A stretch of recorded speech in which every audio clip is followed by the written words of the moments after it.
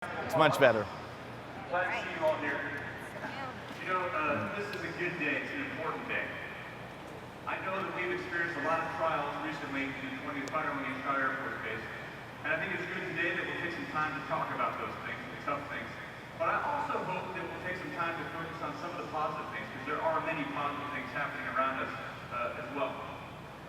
I also know that this Air Force life is tough, and that this mission demands a lot of every one of us and of our families. And as frustrating and as difficult as it is sometimes, stop for a moment and look around you.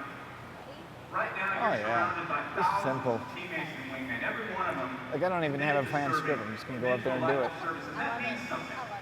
So I hope today that we will pause and have some meaningful conversations and really connect and talk about the tough things, but also talk about the good things and just take some time to relax and to laugh together. Because I know being positive is very important. As serious as this business is, it's also important that we don't always take ourselves too seriously. So I've watched, interesting enough, that other wings, as they've rolled out their resiliency tactical pauses, and every wing has its own personality and own approach. I know we've seen some wing runs, some wing marches. For us, I knew we had to do something a little bit different for the personality and the needs of our wing, and that's why I wanted to bring someone out like Mike Schlitz. Mike Schlitz is a man who's been through trials that most of us can't even fathom. But he took those trials, he turned them into something positive. And you'll hear today, in the video that I show you, most of what we'll talk about will not be the difficult things that Mike has gone through, but more importantly, what he did afterwards to turn them into something positive for himself and for everybody around him. But before I bring Mike on stage, I want to talk to you about one more quick topic. This week, we reflected on the events of September 11th. And that day means something to every one of us. And whether you're in uniform like I was when those attacks happened, or whether you grew up in the world after those attacks happened, they mean something to all of us here today. For me, I was a young captain when those attacks happened. I was stationed in Spangdahlem Air Base, Germany, young F-16 pilot, and my squadron got tasked immediately to go strike targets in Afghanistan. And the whole world, at least the country, we wanted to do something. So we were honored that we got tasked to go actually avenge what had happened in our country. So we took off. We didn't know exactly where we were going. Our jets were fully armed, and off we went. We were going to get our coordination and targets once we were in the air. We planned for 2 days, didn't get a lot of sleep, and then we launched. On the way, there were some problems with diplomatic clearances. The president wasn't sure he wanted us to go in at that point. So finally, at the last minute, late at night, we got diverted into Schlitz Air Base, Turkey. So I landed, and as I'm finally getting back to my building room, I'm walking back, the sun is just rising, and I am wiped out. I'm stressed, I'm fatigued, I've been through a lot. So walking back to my queue room, this car pulls up right next to me. Rolls down the window, and it's a chief. He barks at me, kind of snarky tone. He says, hey, I need you to put a hat on. And I'll tell you, I don't know if it was the tone of his voice, or just the stress and the fatigue all converging, but something in me in that moment just snapped. And I walked up to that window, and I tore into that guy. We got in a big argument, it was ugly, and he drove away angry, probably thinking to himself, what a jerk, typical fighter pilot. And I thought to myself, what a jerk, typical chief. And it was a total waste of time. Now I paused for a second because I love my chiefs. That is not a typical chief. Better not be. But as I reflect on that experience, I regret it. I wish that I hadn't handled it that way. But I also want to debrief that chief. Imagine instead of rolling down his window and barking at me, if he would have got out of his car and walked over to me and said, hey, are you doing okay? Can I help you? And I would have told him what I had been through in the last 48 hours. I would have told him that 90 minutes prior to our meeting, that I had been on the border of Afghanistan about to go into combat, and now I'm here, that I had slept in 3 days. And he probably would have helped me carry my bag to my rooms. Maybe he would even have helped me get a hat. And we would have left that experience both enriched for knowing each other. It would have been positive. But of course, it didn't go down that way. But there's a lesson in that for me. It's funny, whenever September 11th comes around each year to reflect on that day, this is the first story that pops into my mind. And there's a lesson for me in that, because the combat mission that we're tasked to do, we get after that. The mission happens. There is no question we're the most lethal Air Force on the planet. But where we fail, it's in the one-on-one interactions, the interpersonal interactions. We fail to listen, we fail to empathize, we fail to be kind. And that's what I want us to work on, to truly be kind to one another. I have not encountered a situation, no matter what, no matter how contentious, where I can't treat someone with kindness and respect. And that's really what I expect of all of us. that's not happening. I hope you'll have the courage, or at least take the time, to share your story and the feedback questionnaire that we pushed out so that we can hear about it and make the feedback happen and make the changes happen. Because everybody in this wing on this base should come to work and know that they're going to be an environment where they're supported by good wingmen. This mission, this life is hard enough without us being harder on one another. So, with that backdrop, I want to talk about Sergeant First Class Michael Schlitz. We'll show you a video here in a second that tells his story. But as I said, we won't focus as much on what happened to him, but more on what he's done since then. So as you hear him, you're going to know one thing, that this is a remarkable human being, and a remarkably kind human being. And that is a story and a person that I am honored to hear from. So before we bring him up, let's roll a quick video to share Mike's story. For Sergeant First Class Michael Schlitz, nothing tops serving as a U.S. Army Ranger. And from the moment he joined the Army, it was all he wanted out of life. He became a Ranger School instructor, tasked with molding the next generation of elite soldiers. When he was deployed to Iraq at the outset of the surge, Mike Schlitz welcomed yet another challenge, eager to prove himself among the Army's best.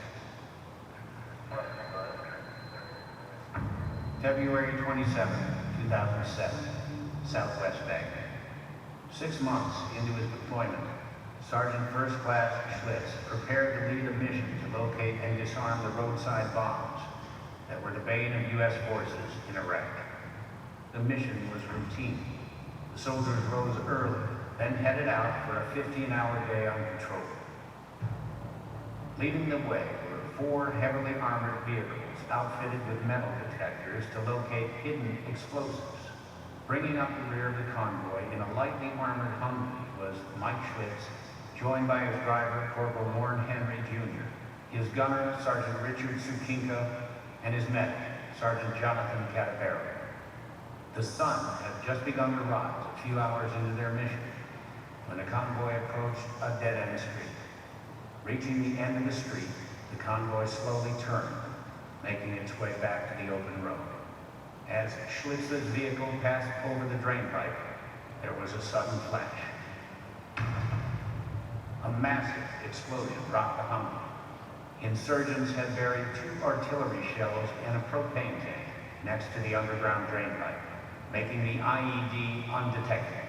They waited until the Humvee was passing above to detonate the bomb. The blast knocked Schlitz from his vehicle. Upon hitting the ground, instinct kicked in, and he leapt to his feet to help his men. It was only as he neared the smoldering Humvee that he felt the flames that had engulfed his body. The heat unbearable, he fell to the ground in a desperate attempt to extinguish the flames. But covered in propane, the fire was too intense. He began to accept that he would die, here, face down, in the dirt of Iraq. His comrades in the Humvee had all been killed in the blast. Suddenly, a cool rush came over his body, as if he was hit with a wave of ice water. Soldiers from his convoy had rushed to his aid with a fire extinguisher. The agony of being burned alive was washed away by a peaceful calm, and a thought, maybe I've got a fighting chance. A medevac arrived, and Schlitz was loaded aboard. Then the morphine kicked in, and all went black. Mike Schlitz's fight was just beginning. Sergeant First Class Schlitz was evacuated to a military hospital for emergency surgeries in the secured green zone of Baghdad. He was then flown to hospitals in Germany, then to the States for additional surgeries. 10 times during these operations, his heart stopped beating. And 10 times, his doctors brought him back. Now stabilized, but in a medically induced coma, Mike was joined at his bedside by his mother, Robbie. Through dozens of surgeries over the next 4 months, Robbie wouldn't leave his side. Mike began to regain consciousness and to recognize the full extent of his wounds. He had lost both hands, with burns to 85% of his body. He was legally blind and couldn't walk. Thoughts of suicide crept into his mind and soon became an obsession. His mother would not leave his side, and his brothers in arms still regarded him as a fellow Ranger. 6 months following the attack in Iraq, his physical therapist came to him with a simple command. Today we are going to stand. Soon it was, today we are going to take one step. Eventually Mike was fitted with prosthetics, and simple tasks were once again part of Mike's life. With those simple tasks came hope. And along the way, Mike Schlitz, Army Ranger, found a new mission, a new purpose. In the years following his injuries, he began to tell his story. He spoke out on the scourge of suicide afflicting the veterans of his generation. He embraced his new life, one that was no longer dedicated to just himself, but to helping others. More than a decade has passed. Since that time, he's undergone more than 90 surgeries. Throughout his inspired recovery, he has dedicated himself to living a life that would make his lost brothers proud. By living such a life, he has achieved that, and so much more.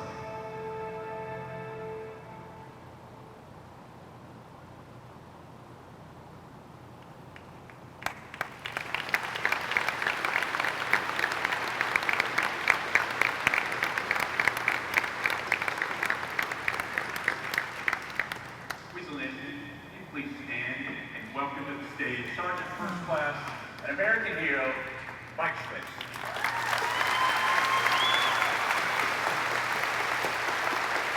Thank you, sir. Appreciate it.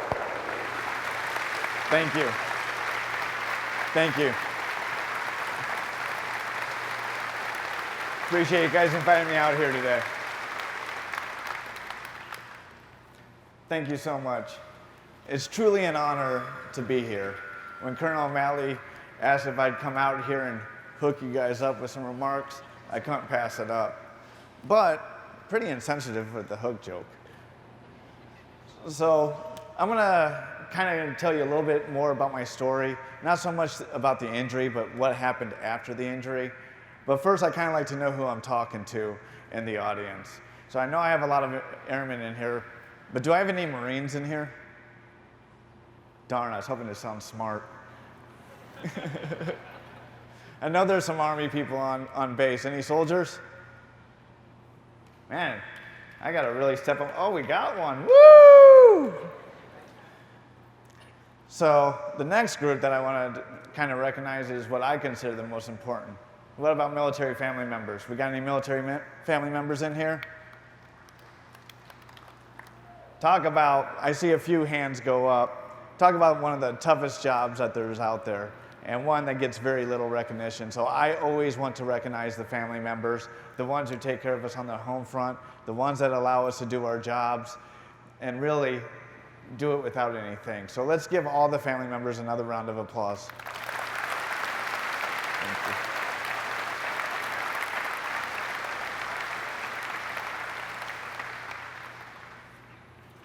And since we only have a couple soldiers in here and no Marines, I'm pretty positive we probably don't have any coasties in here.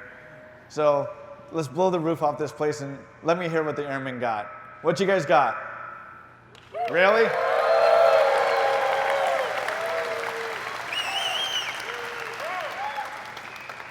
At least your jets are loud.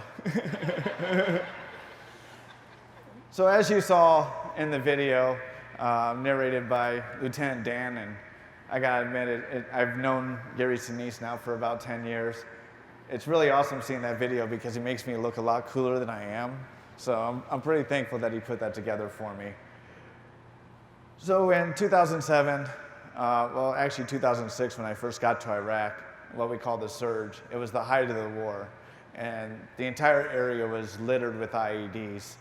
If you're not real familiar with the exact way that Iraq went, when we first invaded, we took very little casualties, we took very little KIAs, and then the enemy, just like we do, started figuring out our SOPs. They figured out how we maneuvered, where our weaknesses were, and they started hitting us with the IEDs. And about late 2004, early 2005, our numbers literally doubled on our wounded in action and our killed in action. And the US response to that was to triple the number of boots on the ground and do a big push across the entire country. But by that time, the enemy had already had time to in place everything. So when we got over there, we were pretty much getting blown up at least every couple days. So it wasn't a matter of when you were going to get hit or how bad you're going to get hit or anything like that. You knew eventually you were going to get hit. I think in my first 6 months in country, I was hit with 13 different IEDs. So it was everyday living. And at the time, I was actually living out in sector. We used to take over Iraqi homes and make battle positions out of them and run our patrols out. And my company had one platoon with the Iraqi army, one doing the road clearing, and my unit that was out in sector. But we found out that the young infantrymen attached to the engineers weren't getting their experience. So our 2 platoons flip-flopped. And so I had only been doing that road clearing mission for about a month and a half when that day happened.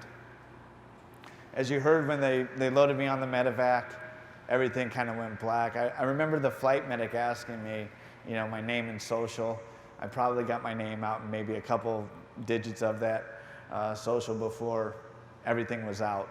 And for the next 4 months, I only have one memory, and I'm not sure if it was in the green zone at Landstuhl in Germany or at Brooke Army Medical Center where I did my recovery, but I can remember waking up briefly, and I was being rolled from an aircraft into a building, and I could see the people around my gurney, and my eyes went right back out, and then 4 months later, I woke up in the hospital in Brooke Army Medical Center.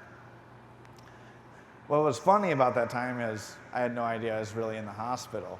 So my mother and my brother were by my bedside, and I would try to send them out on missions because that's what I would do in Iraq. I'd send my guys out on missions. So I would actually try to send my mother and my brother on room clearing exercises in the hospital. And every time I would do that, I'd be like, all right, all you have to do is go room by room. Make sure you pry off the doors, you know? And they're like, where are you? And I'm like, I'm in the hospital, Texas. All right, so when you get to the next room, here's what you're gonna do. And so my reality of that time frame is a little skewed. I was on all the heavy hitters. I mean, morphine, ketamine, Dilaudid, Percocet, you name it, I ran the gamut. And somehow didn't kill my body doing it. The toughest part is being brought back to reality. You know, knowing that I just lost my hands. At the time I was considered legally blind. I had to wear those big goggles you saw in the video. And life was just miserable. And there wasn't anything I could do on a single day. I couldn't dress myself, couldn't take myself to the bathroom, I couldn't feed myself. And that kind of weighed heavy on me. And besides having to deal with the negative effects of losing my men in the same explosion, having seen some of the worst experiences in my life in combat, I was also dealing with this physical injury of not knowing what the future held. And there was very, very little hope at that time frame. And I can remember it turned very bad. I mean, you work through the phases of grief, anger, depression, anxiety, and it just started kind of going down like, what's my future hold? How am I going to do anything? I can't even walk. And so that's where the depression hit me. That's where the low points first started. And so I started thinking about how I could take my own life. And for somebody who couldn't do anything on an average day by himself, couldn't even stand up, I thought of different ways I could still kill myself. Basically, from the time I woke up to the time I went to bed, all I thought about is how I could off myself. And in November of 2007, my unit was coming home from Iraq. And I just asked the hospital, hey, can you guys get me from Texas back to New York so I can see my guys come home from Iraq? And luckily, from a very generous oil tycoon down in Oklahoma who decided to donate his jet to get me there, and the Army saying, well, you can go, but you gotta have this medical staff with you 24/7. They ended up flying me up to Fort Drum, New York. And I remember landing, I don't know if anybody's ever been to Fort Drum, New York, but let me tell you, it's basically Canada, and it's cold as balls, especially in November. And I can remember them pulling me off the jet, and my guys lined up in a line to block the window of the hotel, and I got to visit with a few of my closer friends. Next day, I went to the ceremony. which, after the ceremony, everybody lines up and talks to you. And it was a very real moment for me to see all my guys come home, the ones that made it home safely. And got back to my hotel room. I still had the medical staff with me. I still had to do physical therapy. I still had to get up and do my steps for the day. And, it just kind of wiped me out. And then my friends threw me a party that night. Fortunately, still not able to drink. So they got to enjoy the party favors. I did not. But I still had my drugs, so I was good. So I remember, though, it was so great seeing them that night. We had gone to the NCO club to have the get-together, and I think we had probably about 100 people there. And then my mom had been telling a couple of my friends that, I had done my physical therapy and had taken my steps for the day. And my friends wanted to see me take my first steps and asked if I would do it. And it had been such a long day that I physically just didn't have it in me. And, I disappointed them. I felt like I let them down because I didn't get up and take those steps in front of them. And as I flew back the next day to San Antonio, I was just mad. I felt like a failure, but most importantly, I was mad that I let my guys see me in that weakened state. I was always the guy who led from the front. I was always at least in the top 3 running, always in the top percentage for physical fitness, and to have them see me that way devastated me. And I made a vow that day not to ever let them see me in that state again. So when I got back to the hospital, I just pushed everything into physical therapy. And probably about 13 months after the injury, I finally got rid of the wheelchair and was actually walking full time. And so I had that drive. I had something in front of me, but I still didn't have prosthetics. There was still very little I could do day to day. So the thoughts of suicide from morning to night were still there. I was still pushing myself so that everybody looking at me sees that tough guy. I wasn't walking or doing those things for myself, or what I thought was I was doing those for myself. I was doing that for everybody else, so that they can say, oh yeah, he's doing what he needs to recover. He's pushing forward. But really, I hid it from everybody how bad I wanted to kill myself still. And then we fast forward to about 15 months post-injury. I finally got my first prosthetic. And it wasn't as cool as these. They weren't all decorated and kick-ass like they are now. But it gave me, so the injury-wise, I could only get one prosthetic at a time because the other arm was healing. But that night, for the first time in 15 months, I got to feed myself for the first time. Talk about a little bit of light, a little bit of hope that I could finally accomplish something by myself, where I didn't need somebody else to do it for me. And that was a little bit of light, a little bit of hope that I needed. That was a game changer for me, because now let's figure out what else I can do. And my mother was great. She was always by my side, and she would help me figure out ways to do stuff, adapting. I remember she used to take the Gatorade bottles and wash them, and she took the cap and drilled a hole, and she'd stick a straw in there so I could grab it with my prosthetic, or I could carry it between my arms if I didn't have my prosthetics on. And little bit by little bit, we started figuring things out. And then I got my second prosthetic, and I could do even more things. Now I could do my hygiene, I can feed myself, I can cook. And little bit by little bit, as life carried on and the recovery carried on, I figured, that my perception of the way things were going to be the rest of my life weren't necessarily how they were going to be. And I didn't know what I was going to do for the rest of my life. But I can remember my mom saying, you could always write a book and tell your story. I'm like, let's be honest, Mom. I don't even like to read, let alone write a book.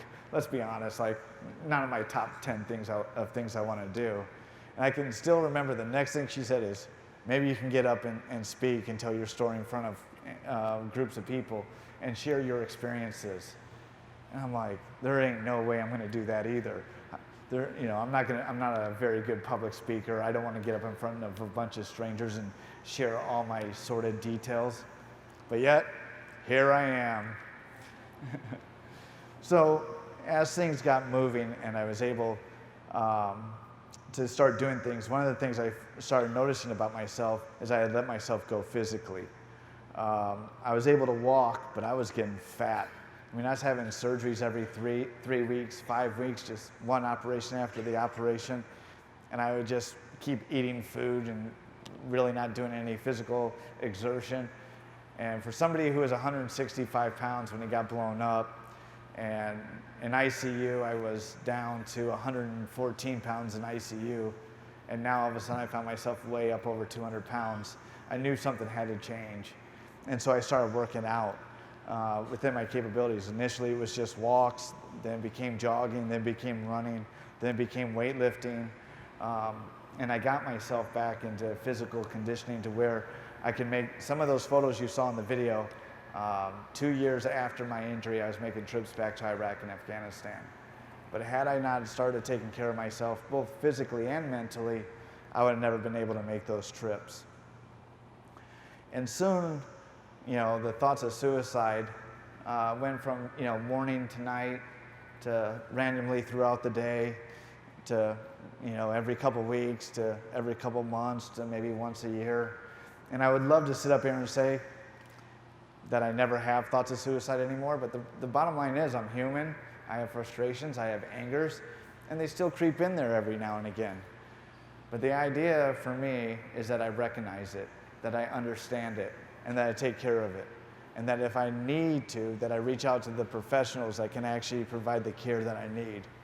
And so that's what I really wanted to talk to you today, is about control, perspective, wellness, and adapting. That is, to me, and my experiences, how I was able to move forward. First is control. We all have heard it. There's very little that you can control in this world, but the one thing you can do is control yourself.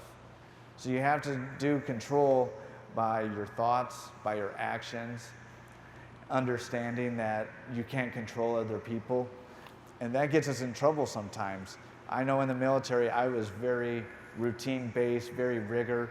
I mean, if you still go in my house now, everything in my closet is still dress right dress, because I like to have that control.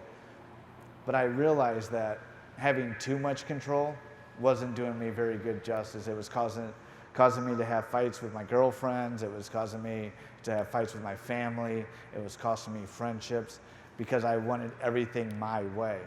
And let's be honest, you're never going to have everything your way. So to understand that sometimes the only thing in life you can control is yourself, that's all it takes.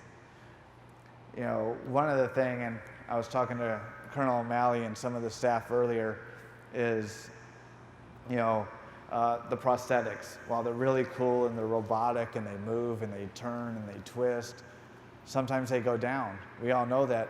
Think about technology. Technology is great until it doesn't work. So I want everybody for a second, just think about your cell phone. If your cell phone goes down right now for the rest of the day, how agitated would you be? Probably, I guarantee some of you would probably be throwing it against a wall out of anger because you couldn't get it to work. Right now, this prosthetic, my left prosthetic's not working. It was working this morning and just decided not to work for me anymore. And prior to actually recognizing that and understanding that technology is going to go down on me, I used to just have these huge balls of fits and anger, and if you were around me, I was not a pleasant person to be around. Now, I've been playing with it all morning trying to get to work. If it works, great. If it doesn't work, I just keep driving forward because I know I can't control it.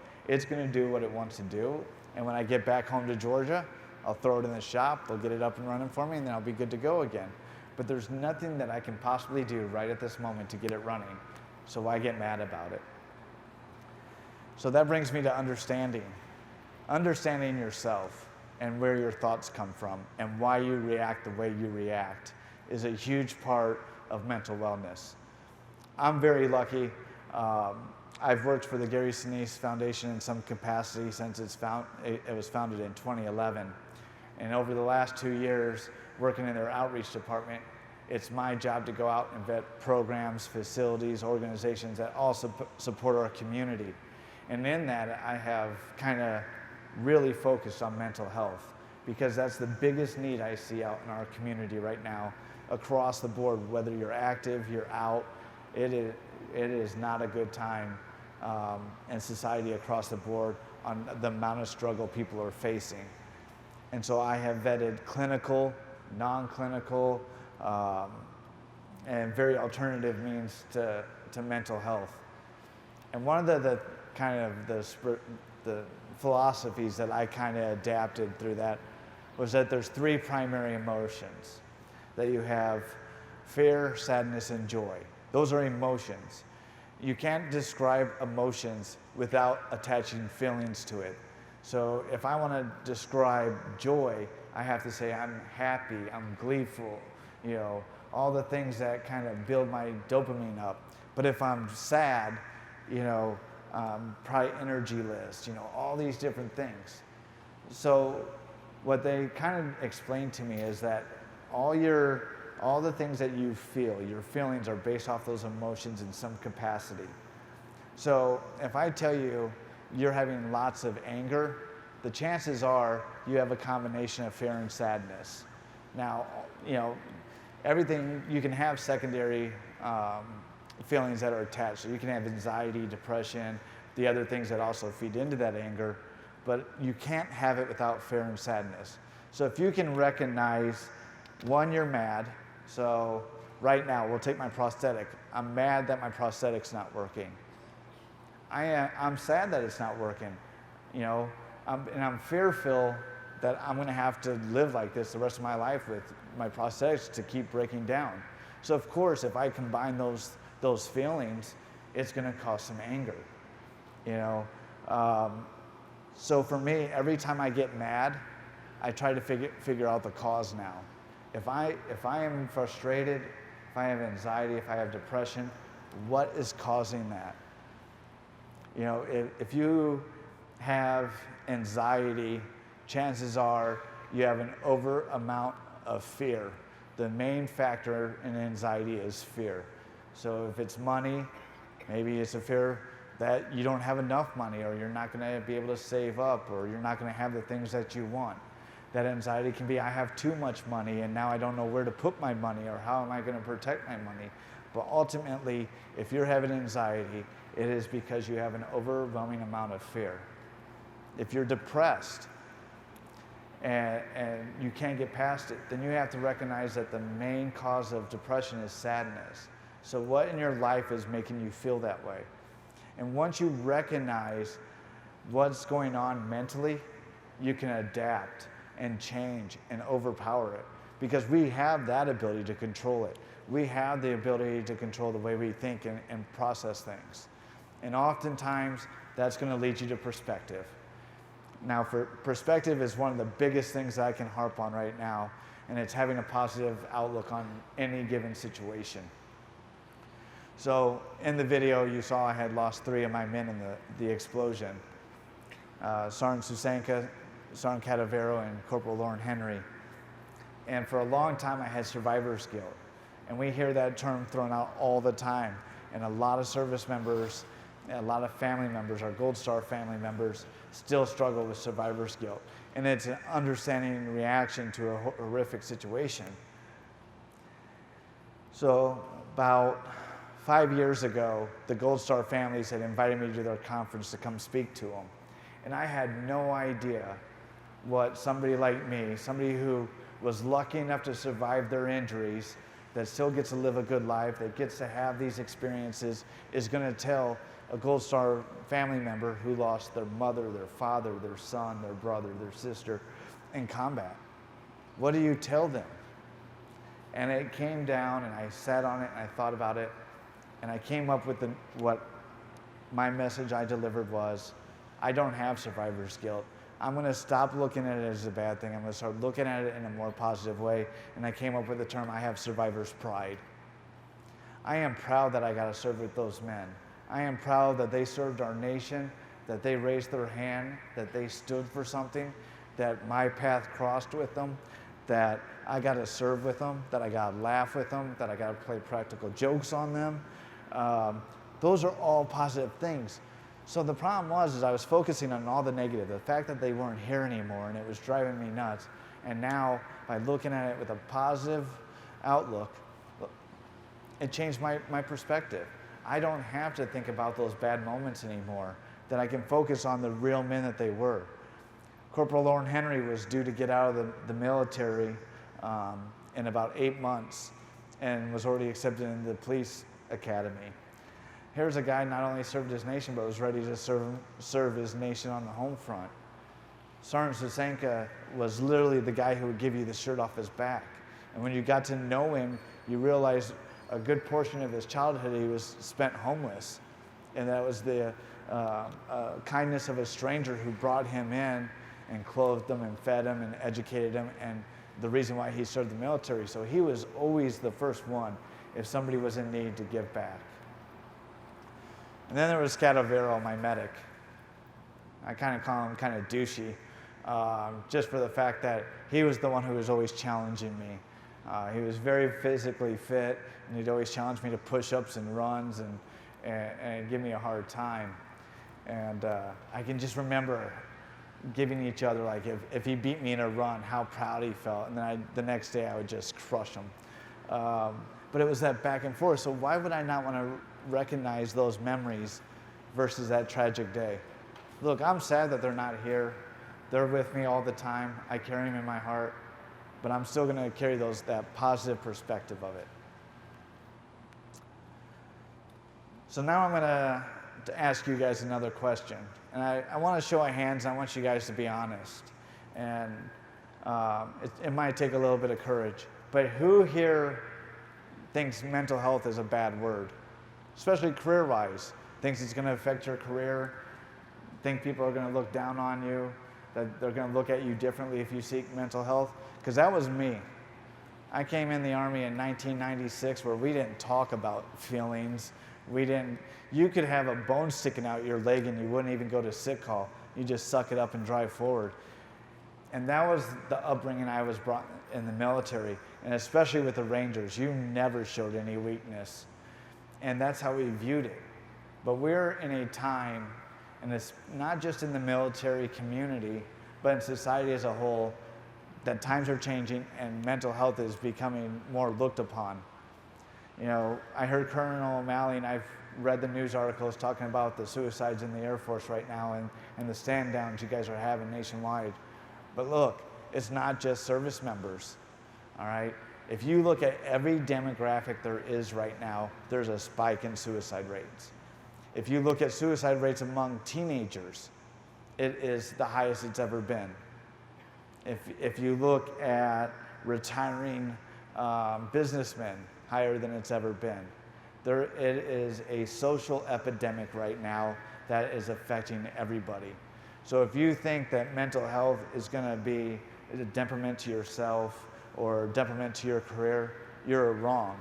Because if you don't seek help, if you don't reach out and get assistance, you're a detriment to yourself.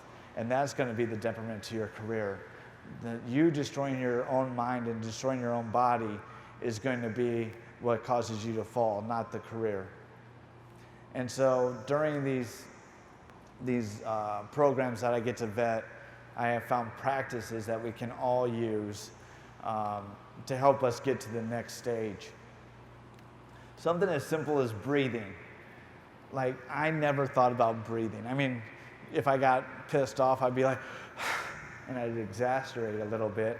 But overall, I didn't take time to breathe. I would never sit down in a chair and just take a few deep breaths and try to calm myself. And so what's neat now is I've done some stuff with the Rangers, I've done some stuff with the Navy SEALs, and they're using breathing techniques before they go on target for missions. I was doing a mock scenario in San Diego with some of the SEALs down there, and as we're in the Black Hawk going to the objection site, I just saw them all stop, and they're doing what they call box breathing. In for 4, out for 4, in for 4, out for 4. And I couldn't believe that that's what they were teaching now, that they were actually teaching them to control their bodies and control their breathing before they'd ever go on target, so that they could control themselves and control that adrenaline before going into a building. The one I particularly prefer over box breathing is what we call the 4-7-8, and it's very simple. You breathe in through your nose for a count of 4. I say seconds, but it's really just a count. And it's you breathe through your nose for 4, hold it for a count of 7, and then you blow it out your mouth for a count of 8. And so we're going to try this real quick because I just think it's really cool, and it's going to affect everybody differently. And just for this one-time practical exercise, I'm going to ask you to close your eyes. And what I want you to do, in your nose for a count of 4, hold it for 7, out for 8, and I want you to do that 2 times. Go ahead. So through your nose for 4, hold it for 7, and then let it just naturally go out through your mouth for about 8. Now, if you can't quite do that, then do the best that you can. If you only get a count of 6, then you get a count of 6. Now, after you're done with your second time, what I want you to do is open your eyes. You should actually feel a sense of relief. Some people even say it's almost like a euphoric kind of feeling that they feel. But naturally, what that does is it brings your heart rate down, it calms your mind, and it feeds oxygen to your brain.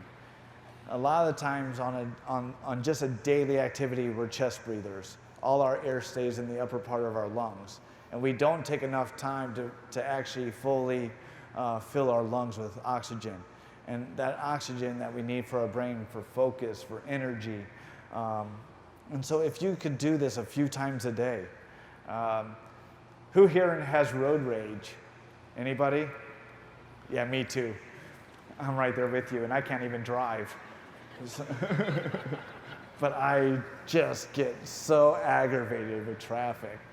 You don't have to close your eyes when you do this. You can be stuck in traffic and you can knock out a couple 4, 7, 8s. And if you're swearing at the car in front of you or the guy who just cut you off, and the time that it took you to swear and get mad and be upset, you could have knocked out a 4, 7, 8 and saved yourself a little bit of just that natural stress that we cause ourselves. One of the other techniques that I've been doing now for about 3 years, meditation. And I'll tell you right now, if you would have told me 15 years ago that Mike Schlitz would be a meditator, I would have had some choice 4-letter words for you.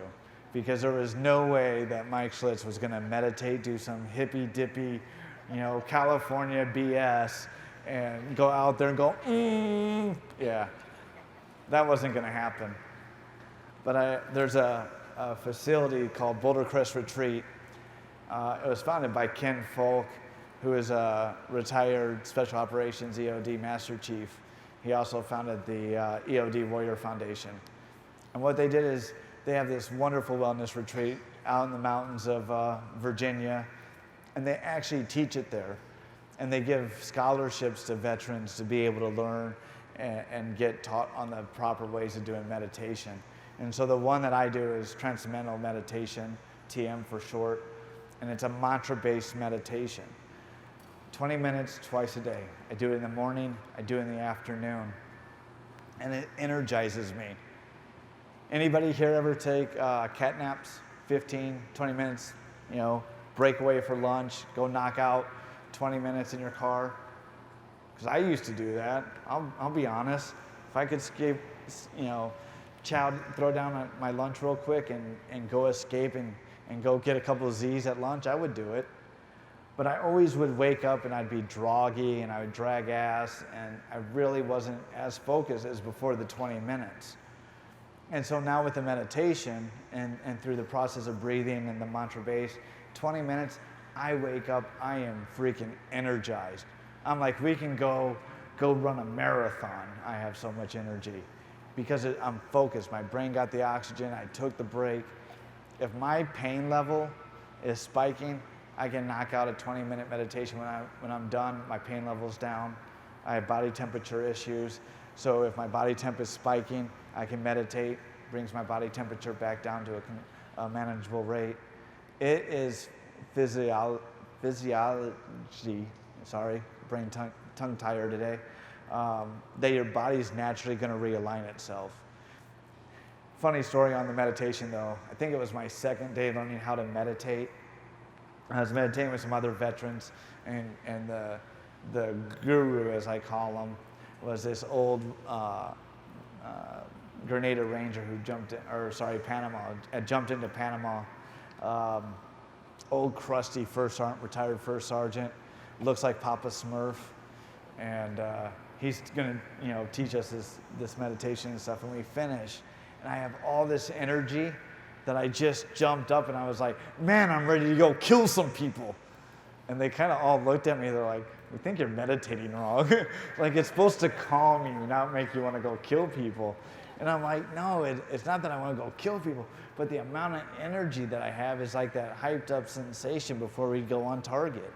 And so it's like, obviously I don't want to go on a killing spree or anything, but I love that sensation it gives me. The fact that I was ready just to go and feel like I could conquer anything. And so those have been life changers for me. Those little things that I've put into place, the positive thinking, understanding where my emotions are, and some practices. And notice, I didn't say tools, all right? So another question for you. How many of you carry a toolbox around 24/7? And when you go home to go to bed tonight, you get your bed all ready, you put your toolbox next to your pillow, and you put that toolbox and you hug it when you sleep. Anybody? No, of course not. That'd be dumb or a little weird. Fetishes are fetishes, I guess. Hey, I'm not here to judge. Yeah. But the reason I don't call them tools is because tools are one of those things that you only use them when you think you need them or when you want to use them, when you want a project.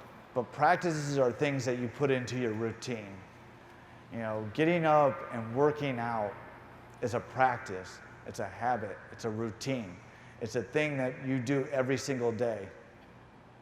If it's a tool, if you only work out once or twice a year, that's a tool. You're only doing when you want to do it. But lifestyles and practices, things that are going to improve our way of life and change us, are practices. You have to practice having positive attitudes. You have to practice recognizing where your feelings and emotions are coming from. You have to practice being kind to other people. You have to practice showing gratitude to other people. Look, I have lost friends, I have lost girlfriends because I wasn't quite kind enough to people or I didn't show enough gratitude. It's not something that I ever gave any thought. I'd always say, well, accept me for who I am. If you don't like it, screw you. But honestly, I was toxic. So I cannot blame those people for getting me out of their life and bringing them down. And so that's going to bring me to your 3 to 5. So right now I want everybody to just kind of think to yourself, who are the 3 to 5 people you hang out with the most? They could be your family, they can be your fellow airmen, they could be people you even talk on the phone if you talk to them enough. But the 3 to 5 people you give the most of your time, energy, and quality to. Now those 3 to 5 people are most likely a representation of you. If you said that 3 to 5 people that you're hanging out with or giving your quality time are verbally abusive, guess what? Chances are you're verbally abusive. If the 3 to 5 people you're hanging out with are dragging you to the club every night, guess what? You're part of that 3 to 5. You're probably partying too hard. So if the 3 to 5 people in your life, if you consider them to be positive role models, if you consider them to be people who pump you up versus drag you down, chances are you're that same person. So we all have to evaluate our circles. We all have to figure out if we're a positive influence or we're a negative influence. And for a long time, even post-injury, I've been the negative influencer. I'm the one who drug people down. I have to remind myself that to control myself so that I'm not that person. That I can be a positive influence on others, and not just when I'm on a stage, but when I'm going through an airport or I'm getting patted down by TSA. All those different moments in life, you have to remind yourself that, look, the person you're encountering is just a person, that they have struggles, that they have things that they have to do. The things that you're struggling with are very significant to you, but don't forget that other people have those. And I see this in the veteran community a lot, that you have veterans who are struggling, and so their purpose is that they want to go out and help other veterans, but the problem is they haven't accepted the fact that they need help themselves. So what happens is they do it wrong. They end up pushing their struggles onto that other veteran who's struggling themselves already, and it becomes a very toxic relationship, or very bad habits are formed. And ultimately, what we all know can happen if you put too much toxicity in one area, you could have a veteran or a loved one commit suicide. So that's why it's important. So it's not just important for yourself, but it's important for you to protect the people in your circle. First and foremost is yourself. Look, I'm a team player, I get it, but if I'm not taking care of myself, there's no way I can give my time and energy to anybody else. So that's what I want you guys to think about. And realistically, every person in this room has something they're struggling with right now. It might be very, very small, up to the most horrendous thing that we can think of. It's everybody. I don't care if you're a general officer, if you're a master chief, or the lonely airman on the totem pole. Look, we have struggles, and nobody is excluded from it. Yesterday I was on the phone with the vice president of IBM, who's a close friend of mine, and he just called because he needed some guidance. He needed me to talk some things out with him. And one of his higher executives, his wife left him. And the minute she left, he went home and shot himself. That struggle that nobody knew. Nobody knew he was struggling in his marriage. Nobody knew that she was going to leave. But nobody also took the time to ask him how he was doing. Nobody said, well, how are things at home? These are things that we take for granted as leaders. That as real leaders, it's not just about professional development. It's about taking a personal interest in those that you're serving. Nobody in that chain of command, nobody in that office knew what that veteran was going through. But nobody cared to ask either. So as leaders, if I can urge you to do anything, is ask your people how they're doing. Take the time. And even if they say, I'm good, push it a little bit further. Tell me more. All right, you're doing good. Why are you doing good? What's going good in your life right now? Is there anything I can do to help you? That's what being a real leader is about. And the more that you help that person, the better they're going to perform at work, the better they're going to want to work for you, and the less hassle you're going to have. But more importantly, what's most important is on your watch, while you're in charge of that person isn't going to commit suicide. That they feel that personal connection to you, that they feel like they have a commitment to you, that they don't want to let you down, and they're not going to go home and kill themselves.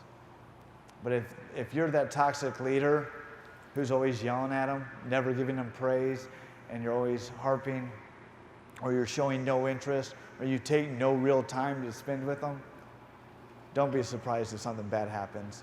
And as a toxic leader, you probably played your role in it.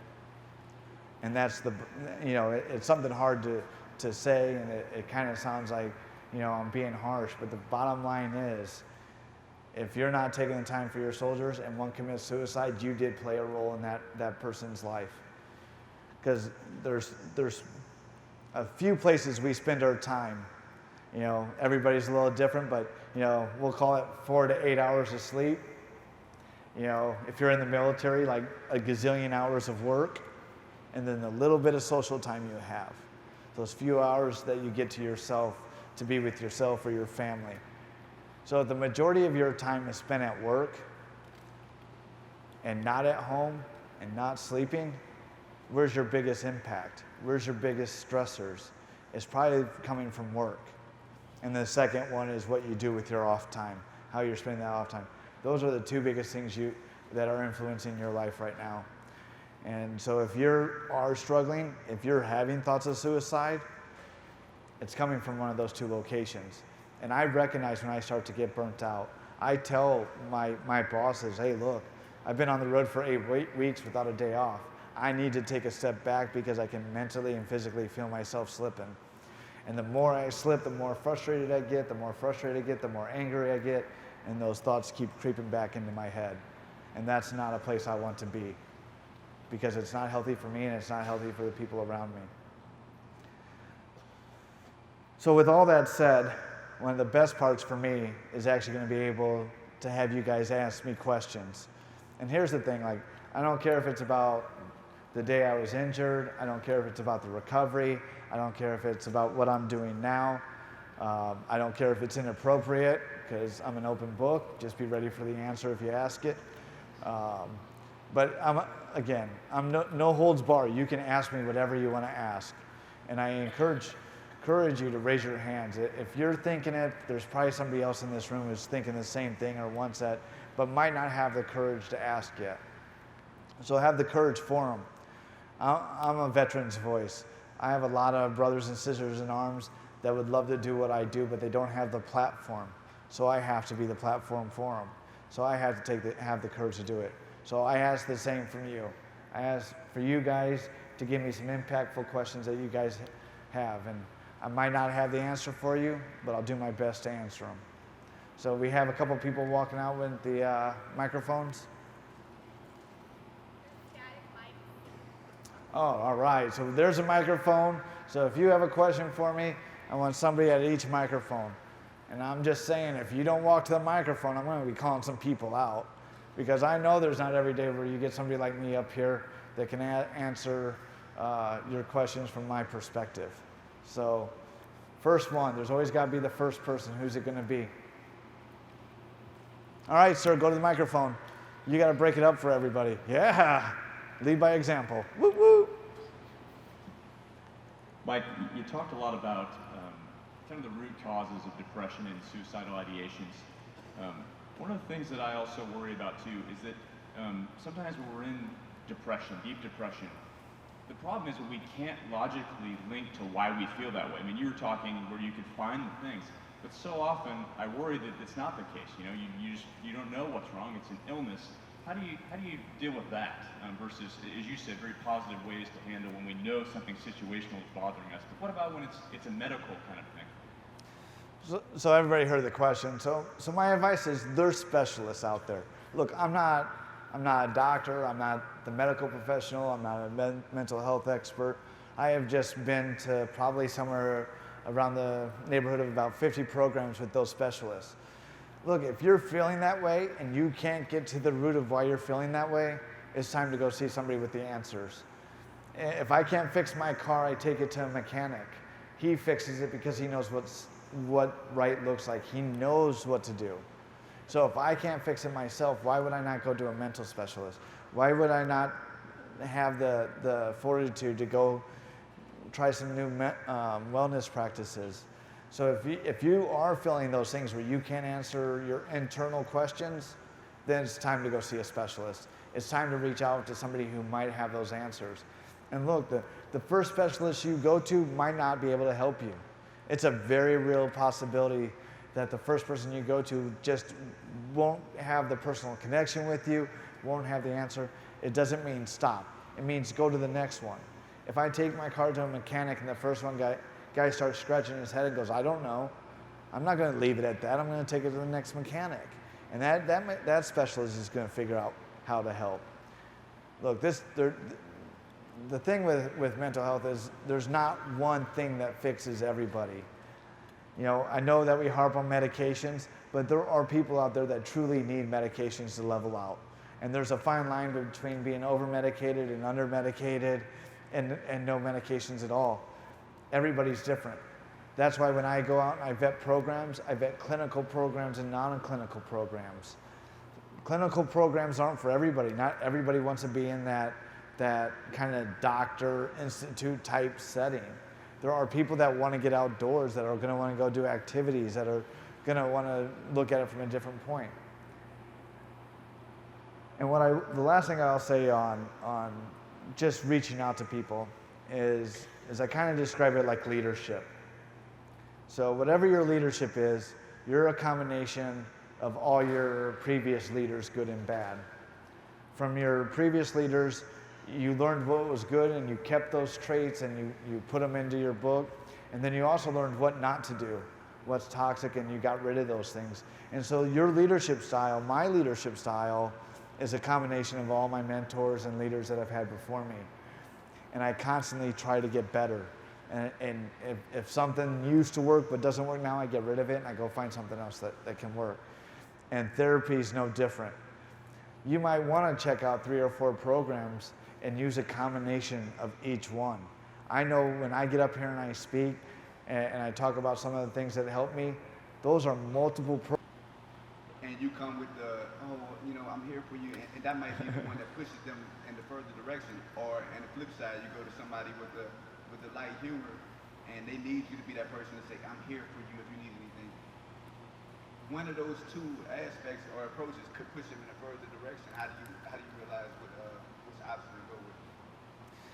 So it's not really about the option, it's about personality, it's about connection. And the one thing that all humans need is connection. We have a natural desire to want to be connected to other people. So the fact that you're at least showing that you care, it might not be about the approach. It might not even be talking to them about what's bothering them initially. Maybe it's talking about football just to get that bond going, and somewhere along the conversation it can slowly change. And as we talk about connection, and one of the things I'm going to just touch on real quick is social media. You know, there's tons of studies out here right now with social media, especially within the teen population, on how much trouble it's actually causing for our adolescents. That it's already been proven through online bullying and other things are causing teens to commit suicide. But it also gives you a false sense of connection, that you feel connected to somebody, but you're really not connected. You're not seeing their life as it necessarily is. You're seeing that last vacation they went on. You know, you see them out doing fun stuff on the weekend or drinking with their buddies. Like, it's not real life. Now you have the flip side of that. Then you have the one that posts on social media and you're like, oh, here it comes again. You know, lost my dog, lost my job, lost this, you know, single again. And every time you read their post, it's negative. Look, sometimes that's a cry for help, and sometimes it's just them trying to get somebody to connect with them. It's not always about attention. We always all those attention getters, and we start to ignore them. But the one thing they really needed was just to have connection, to feel like they care.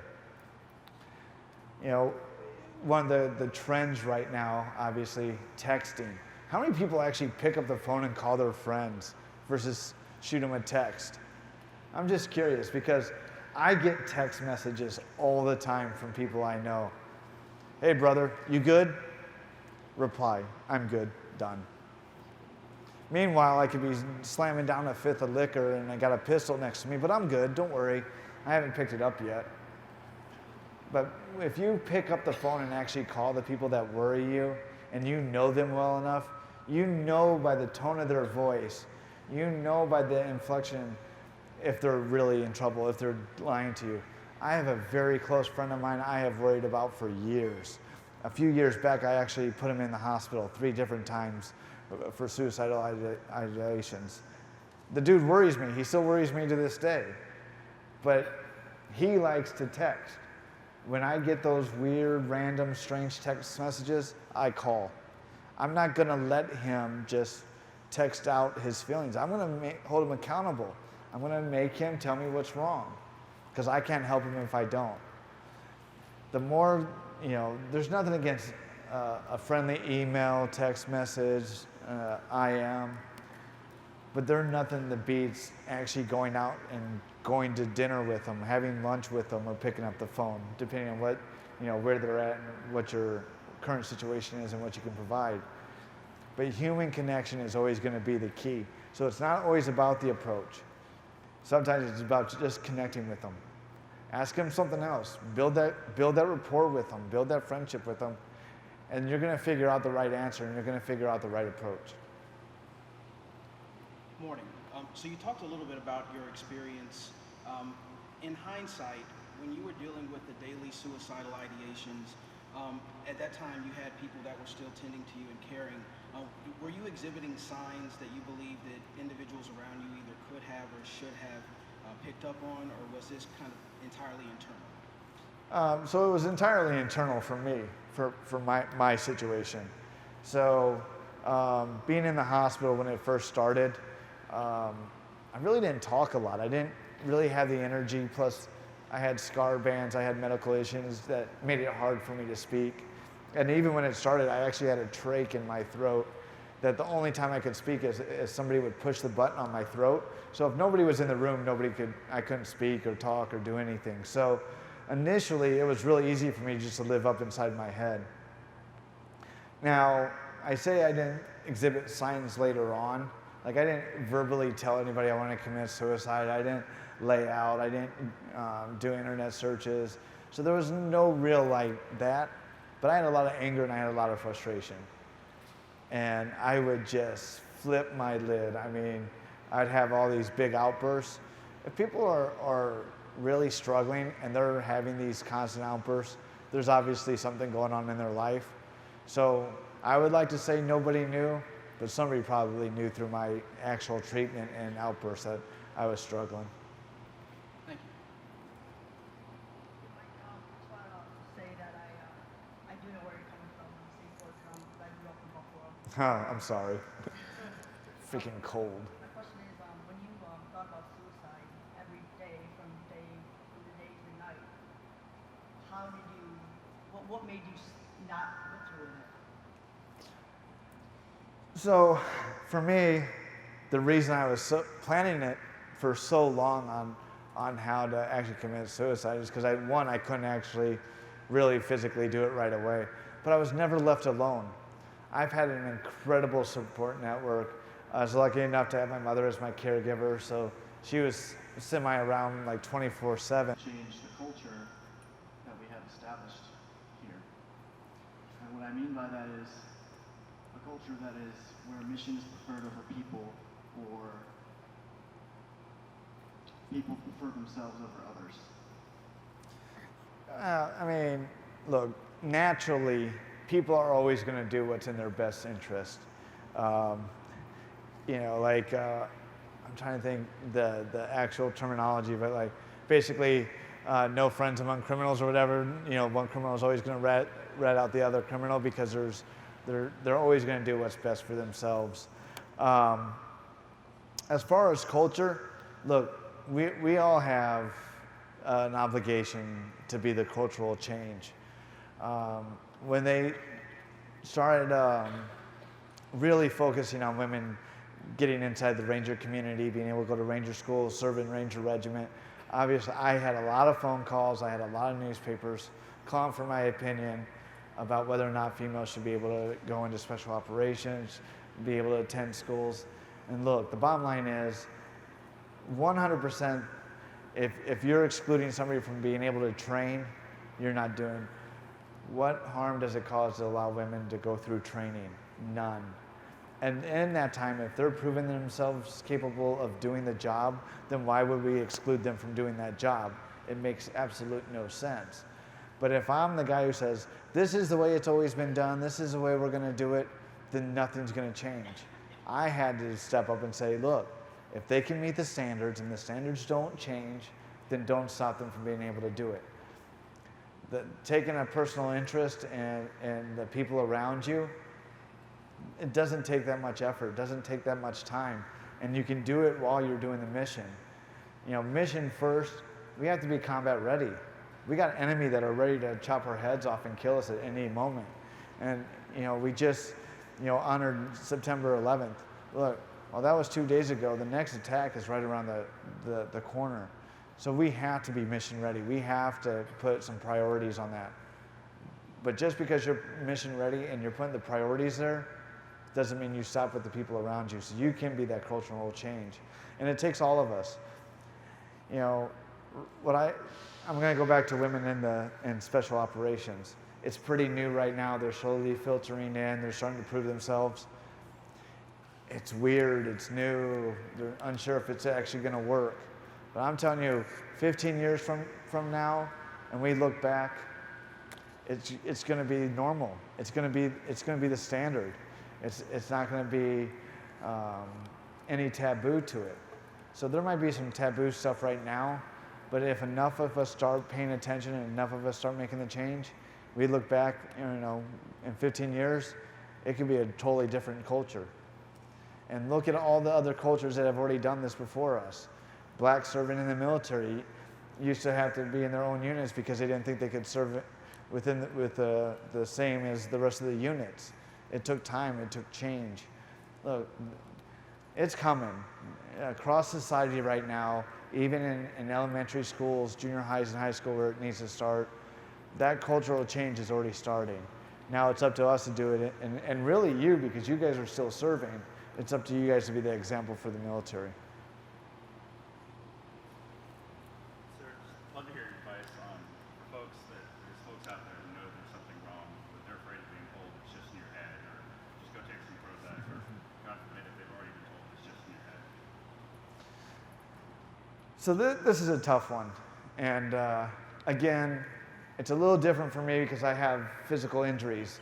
Obviously, I'm a very handsome devil, and I got rocking arms, and everybody wants to come meet me and shake my hand-ish, per se.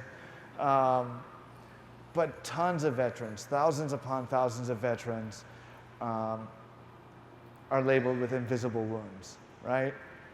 I'm going to tell you right now, I absolutely hate that term, invisible wounds. So we're going to do a little test right now, and I'm going to give you 2 different scenarios, and I want you to naturally think what pops into your head first. First one, invisible wounds. Everybody got their thought on it? Invisible friend. Hey, this is my invisible friend. I'm either making it up, I'm a little cuckoo, I'm not doing things the way I'm supposed to, but words play a part in making connections in the mind.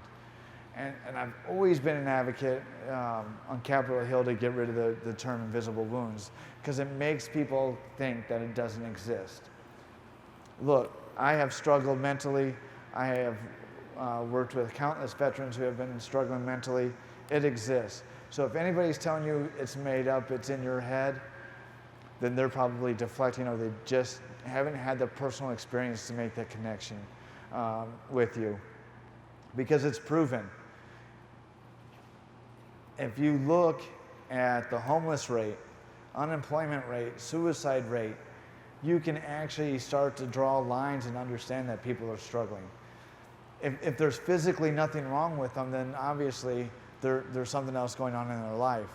So I would never allow anybody to tell you that it's made up, or it doesn't exist, or you're just looking for attention. Because if it's pertinent to you, then it's time to reach out and go get help.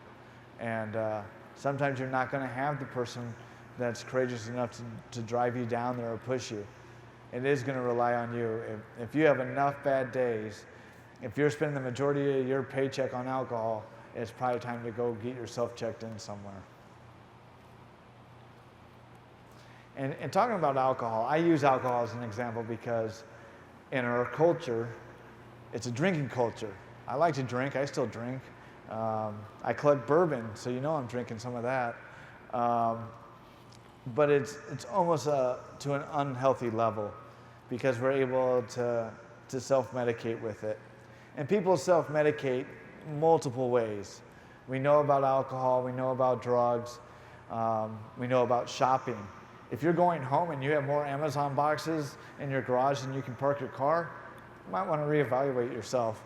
You got one too many Amazon boxes, other than Amazon's known for putting that little tiny thing in a box this big. But here's how I self-medicated for a long time.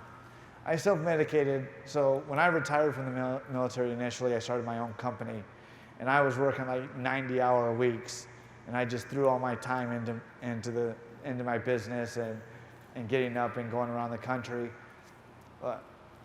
If you have your own company, yes, you have to work some awful hours and you have to get it up and running. But really what I was doing is I was deflecting from having to do with anything in my life. If I was working, I didn't have to answer questions. I didn't have to deal with people. You know, my self-medication was overworking. There's still times where I call myself a workaholic, but there's still times where when I look at what my week was, why didn't I have time to do this, or why didn't I make time to go see my friends? And I struggle with that work-life balance. It's because chances are I was trying to avoid something, and I was self-medicating by going to work, by avoiding all my other responsibilities. So there are tons of ways, and I can't list them all, but look, if you're hitting the alcohol, if you're using prescription drugs or non-prescription drugs, if you're shopping, if you're spending all your money, or you're working too much, chances are you're probably trying to possibly avoid something in your life that needs attention. Let's do 2 more questions, 2 more brave souls. Don't forget, open book. Here it is. No holds bar.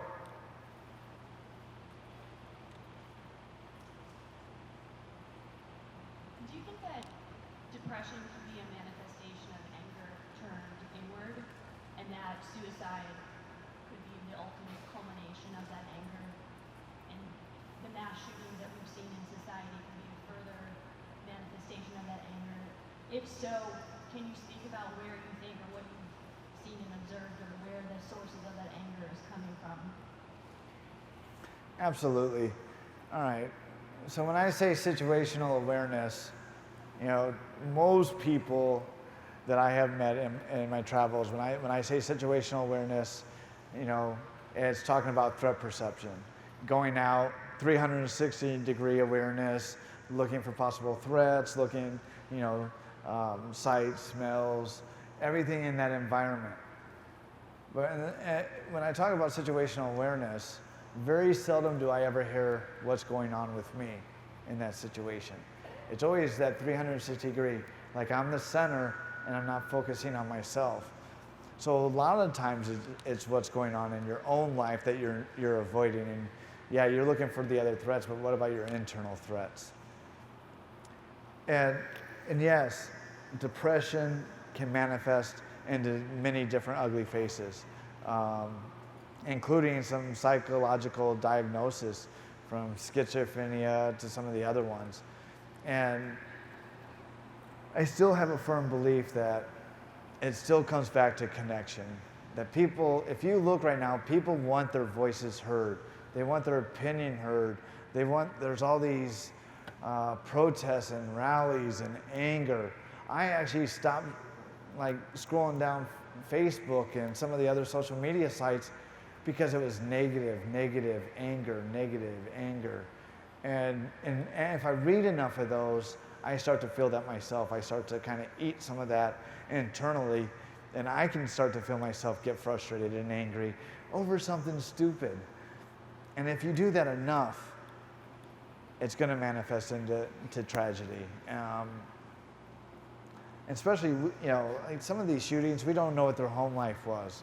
If they have a bad home life and something triggered them in their life, I mean, for a lot of them, there's been signs that should have been noticed, especially with some of the school shootings, that there was signs that were just kind of ignored, or their classmates didn't speak up because, let's face it, we're not rats. We don't want to rat out our friends and our peers. But I really think that's what it is. So you're right when it's more internal and those things can eat away at you. But again, it's recognizing it. And if you can't recognize it for what it is, then it's time to go see a specialist. All right, one more. Who's got it? Make it a doozy.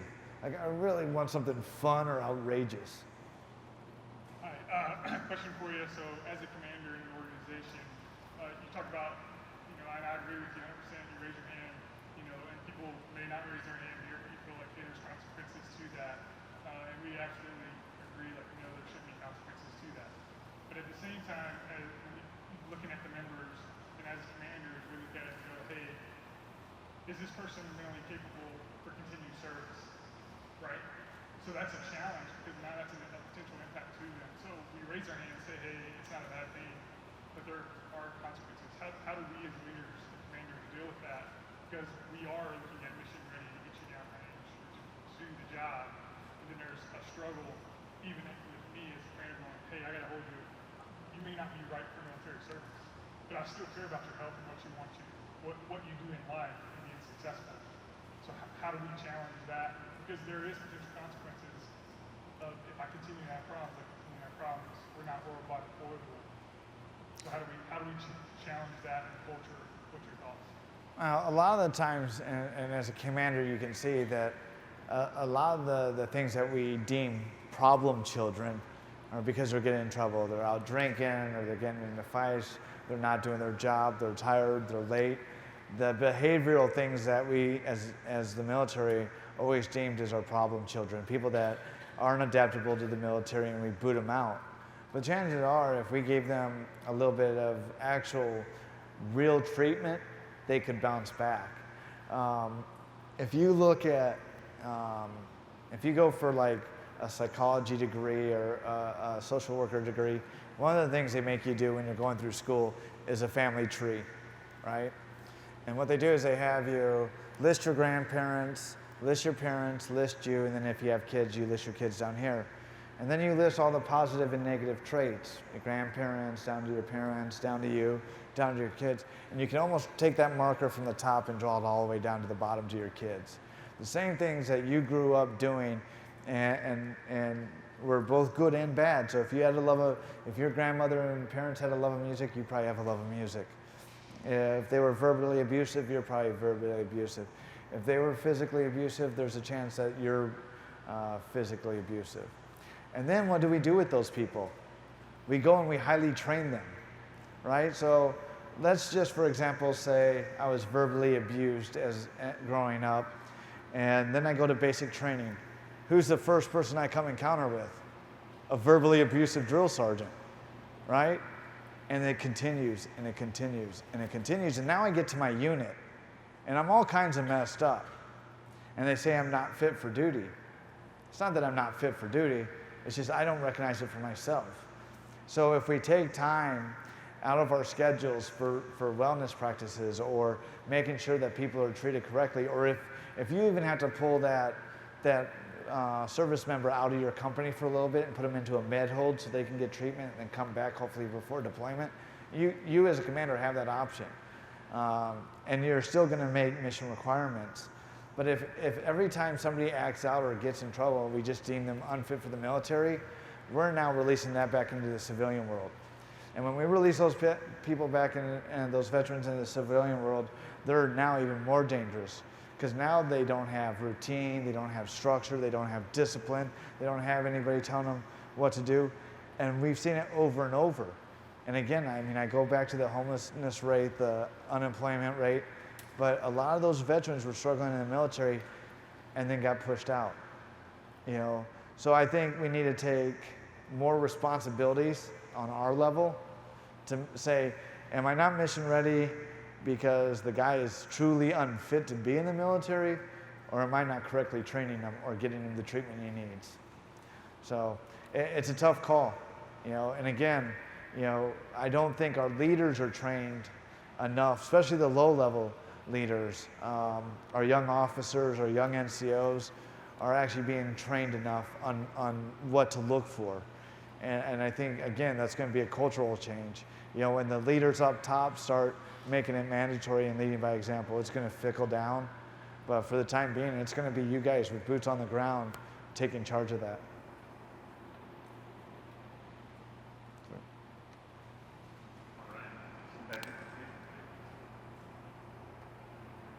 So Mike, thank you for your time, for being here with us. There's a lot for us to think about. I'm just so grateful for you to share your experiences and be here with us. I want to lighten it up just a little bit. Sweet. And I know you like that as well. Hell yes. And I know it's, you know, bringing out your personality, your humor in this environment is tough. I know the hangar is hot. But I want them to see a little bit of that in you. So Mike, we went through egress training. We were going to fly Mike in F-16. And then there were concerns because, you know, Mike, you're obviously the prosthetics. So I've What concerns? What's that? What concerns? They didn't realize the dexterity that you have with these things. So I've talked to the generals now, and we're good to go. So I want to invite you back. I want you to come here to Shaw. I want you to bring your wingman, Gary Shanice, and let's go fly with the 20th Fighter Wing. Because I have no doubt that you'll show us a few things in the F-16 that we didn't even know what to do. But let me show you this. So, Mike, I know one of them is broken, right? Yeah. This one's broken, so it's kind of like our Air Force network. Not always reliable. But I think Mike taught us something.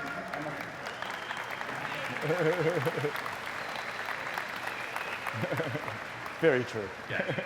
But Mike taught us something. Mike doesn't get angry when his robot arm's not working.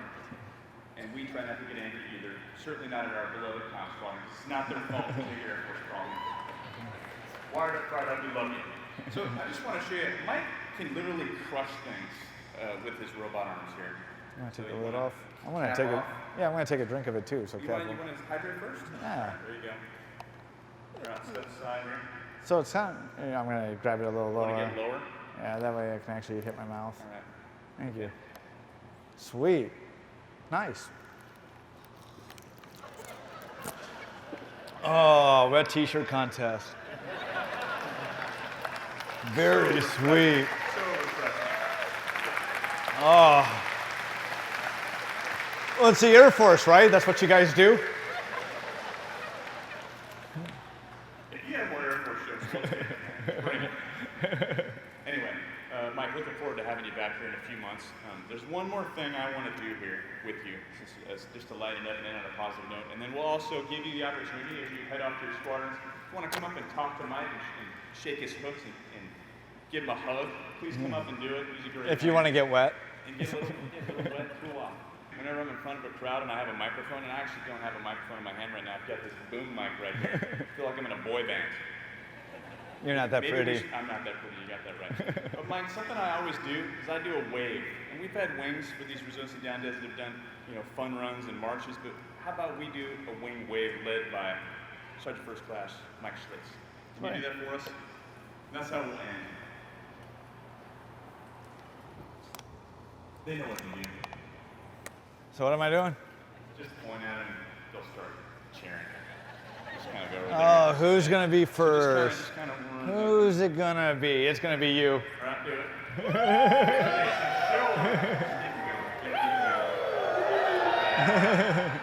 Round the backside.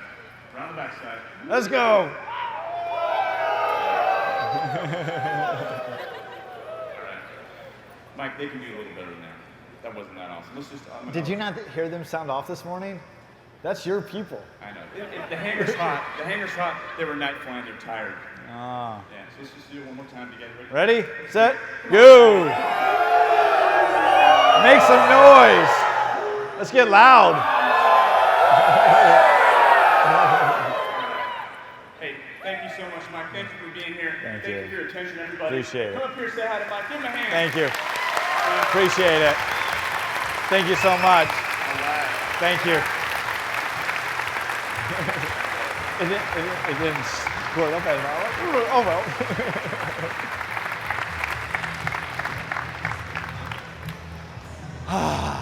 Van and the wet shirt, it's awesome. Mike, Yep. not take it off, but just so it's not an inconvenience anymore. Yeah. Well, they're gonna put it right back on. Are they? Yes, sir.